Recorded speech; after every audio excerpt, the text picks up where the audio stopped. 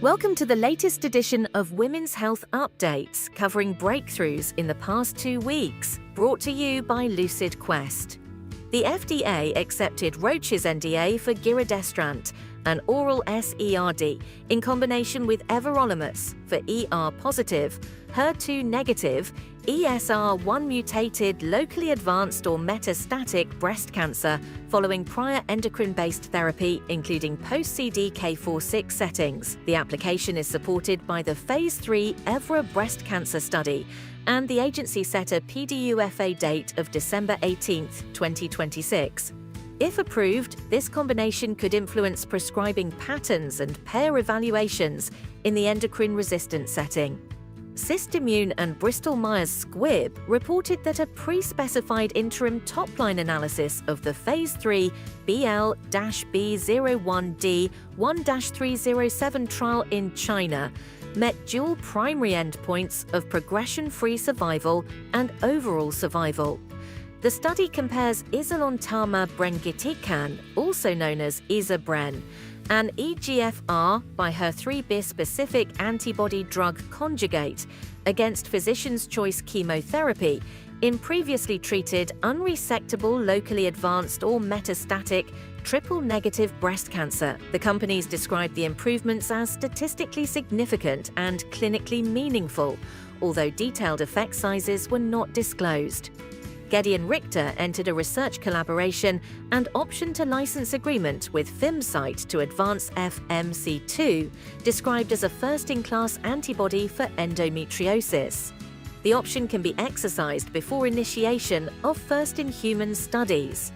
The program is positioned as a potential disease-modifying approach, underscoring continued industry investment in novel modalities for endometriosis. Gedeon Richter also acquired Celmatix's women's health discovery portfolio.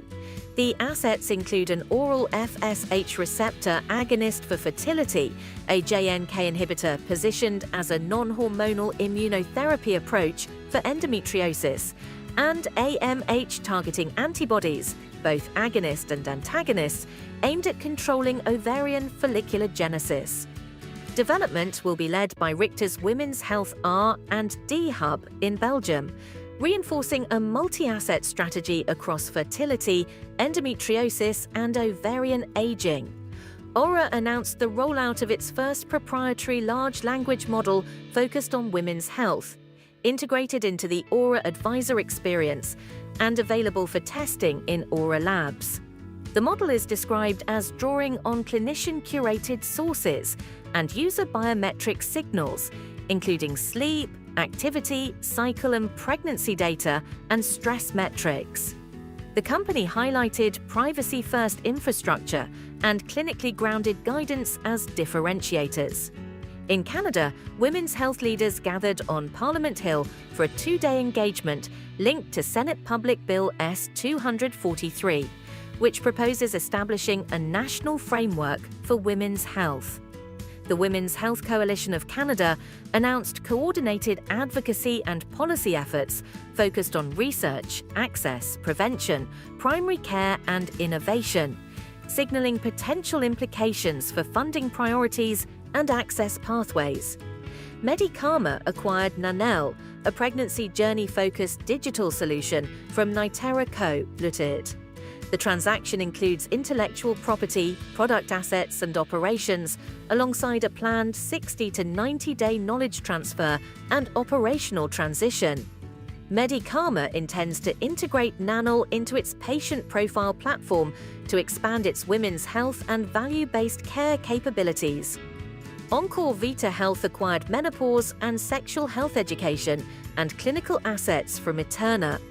The provider-facing platform includes intellectual property originally developed through clinical practice across multi-state women's health clinics. The acquisition is positioned to expand menopause care capabilities within medical aesthetic clinics, supporting broader screening, initiation, and follow-up services. Stay ahead in women's health research. Like, share, and subscribe for our updates. Visit lqventures.com or email us at info@lqventures.com